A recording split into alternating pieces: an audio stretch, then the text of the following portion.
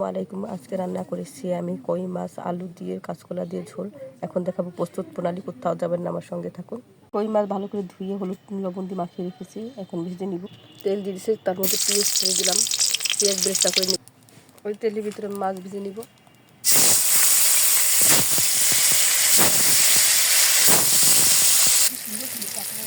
কাঁচামরিচ দিয়ে দিয়েছি, তেল দিয়ে একটু রসুন জিরা পেঁয়াজ বাটা দিয়ে দিলাম, লবণ দিয়ে দিলাম, হলুদ দিয়ে দিলাম।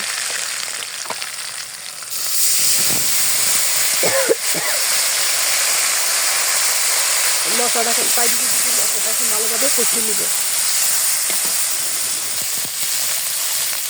কলা আলু কেটে ধুয়ে রেখেছিলাম, এখন দিয়ে দিচ্ছি 2 মিনিট নেড়ে চেড়ে নিব। এখন এখানে বাটা মশলা এবার দিয়েছি, মরিচের মরিচ শুকনো মরিচ দেখে দিয়েছি, হলুদ দিয়ে ঘুরে দিয়েছি।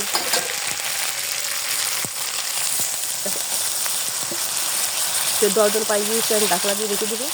এখানে হাফ সেদ্ধ হয়ে গেছে, এখন মাছগুলো দিয়ে দেবো।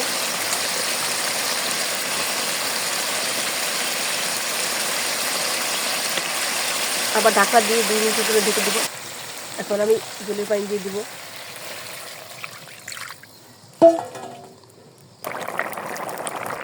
রান্না আমার শেষের দিকে। এখন পেঁয়াজ বেরেস্তা জিরা বাটা দিয়ে আমি 1 মিনিট নেড়ে নামিয়ে নেব। রান্না আমার হয়ে গেছে কই মাছ আলু দিয়ে আর কাঁচকলা দিয়ে ঝোল। আজকে এই পর্যন্ত, আবার নতুন কোনো ভিডিও নিয়ে আপনাদের সামনে উপস্থিত হবো। সে পর্যন্ত ভালো থাকুন, সুস্থ থাকুন। আসসালামু আলাইকুম রহমতুল্লাহি ওয়া বারাকাতুহু।